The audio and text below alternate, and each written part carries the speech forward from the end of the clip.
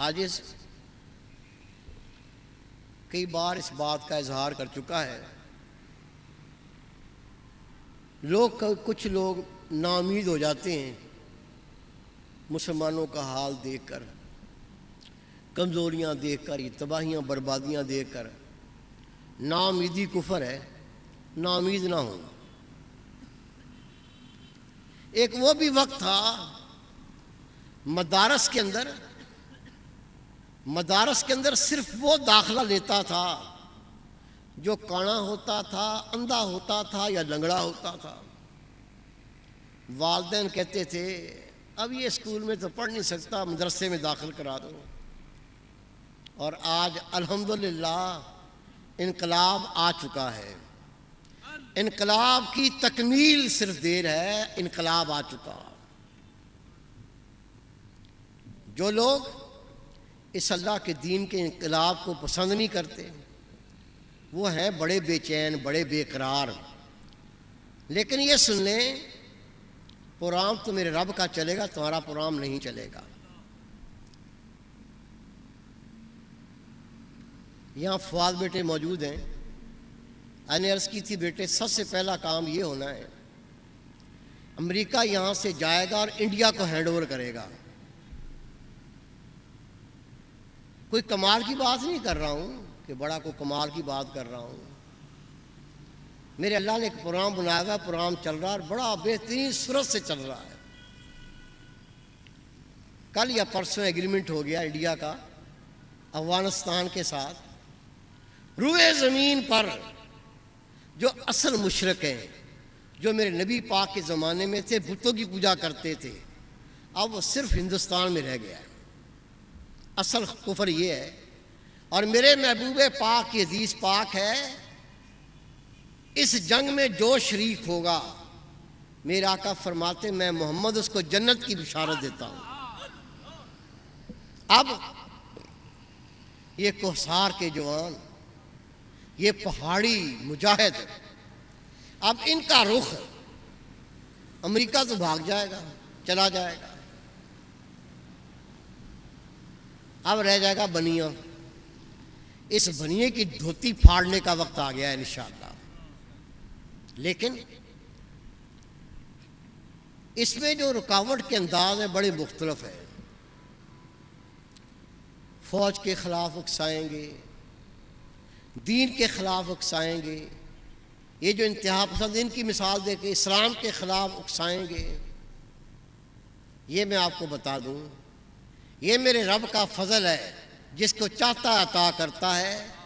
اس اسلام کی باغ دوڑ، مجاہدوں کی کمان اللہ تعالیٰ نے پاک فوج کے حوالے کی ہے۔ یہ وقت بہت قریب ہے، اور آپ دیکھ رہے ہیں ایک وقت تھا لوگ فوج کو گالیاں دیتے تھے کہ فوج میں غیرت نہیں ہے، فوج میں حیا نہیں ہے، ہمارے ساتھ کیا ہو رہا ہے، یہ کوئی جواب نہیں دیتی، کوئی بات نہیں کرتی۔ آپ نے دیکھے کہ فوج کے تیور بدل گئے ہیں۔ یہ میرے رب کا فضل، میرے نبی پاک کی نظر ہے، اور وہ کمان بننے میں دیر نہیں ہے۔ اور جو بندہ اب آئے گا، خدا کی قسم اللہ کا جلال بن کے آئے گا۔ بتاؤ،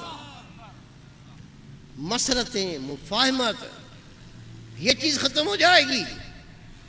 جو اللہ کے دین کے خلاف اٹھے گا وہ اس کو زمین میں گھسیڑ دے گا، اور اس کی آنکھیں سبز ہوگی۔ سن لو، وہ سبز آنکھوں والا مجاہد جب نگاہ اٹھائے گا، خدا کی قسم ظالم کو ظلم کرنے نہیں دے گا۔ چند سالوں کے اندر اندر، صدیاں نہیں کہہ رہا ہوں، چند سالوں کے اندر اندر اللہ نے اس پاک فوج کو عظمت دینی ہے، وہ شان دینی ہے، وہ مقام دینا ہے۔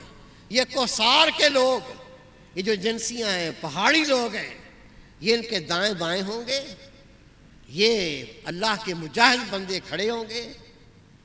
کشمیر فتح ہوتے ہوتے ہندوستان فتح ہو جائے گا۔ کہیں ایسا نہ ہو یہ قافلہ اللہ کے قریب ہوتا جا رہا ہو اور آپ دائیں بائیں کھڑے ہو کے وقت گزار دیں، وقت ضائع کر دیں۔ حضرت امام ربانی مجدد الثانی رحمۃ اللہ علیہ آپ کے مکتوب ہے امام مہدی علیہ السلام میرے طریقے میں پیدا ہوں گے،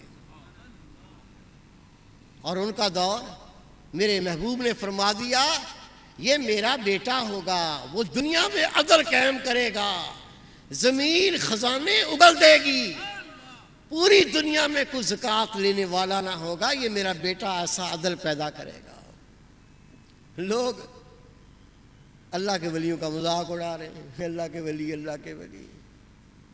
اور یہ بھی عرض کر دوں، خانہ کعبہ میں، خانہ کعبہ کی دیوار سے ٹیک لگا کر امام مہدی علیہ السلام تشریف فرما ہوں گے، اور شام کے ابدال سب سے پہلے آ کے آپ کی بیعت کریں گے۔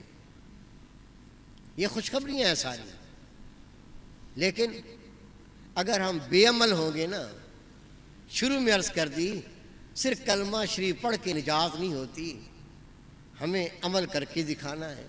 عمل کرنے کا طریقہ، اپنے آپ کو بدلنے کا طریقہ، اللہ کا سچا بندہ بننے کا طریقہ، رسول پاک کا سچا غلام بننے کا طریقہ، وہ عرض کرتا ہوں ابھی آپ نے تھوڑی دیر پہلے حضرت علامہ مولانا محمد اشرف علی صاحب سے یہ حدیث پاک سنی ہے۔ انسان کے جسم میں گوشت کا ٹکڑا ہے، جب اس کی اصلاح ہو جاتی وہ ٹھیک ہو جاتا ہے، پورا جسم ٹھیک ہو جاتا ہے، اور جب اس میں فساد ہوتا ہے، اس میں خرابی ہوتی ہے، تو پورا جسم گندا غلیظ ہو جاتا ہے۔ رب کے رسول نے فرمایا الا وحی القلب، خبردار تو جان وہ تیرا دل ہے۔ دل پاک ہوگا، دل مصفہ مزکہ ہوگا، دل میں اللہ کا نور آئے گا، دل رب کا گھر بنے گا، دل میں اللہ جلوہ گر ہوگا، پھر تو خدا کا ولی بنے گا، گناہ چھوٹیں گے، نیکی کی توفیق ہوگی۔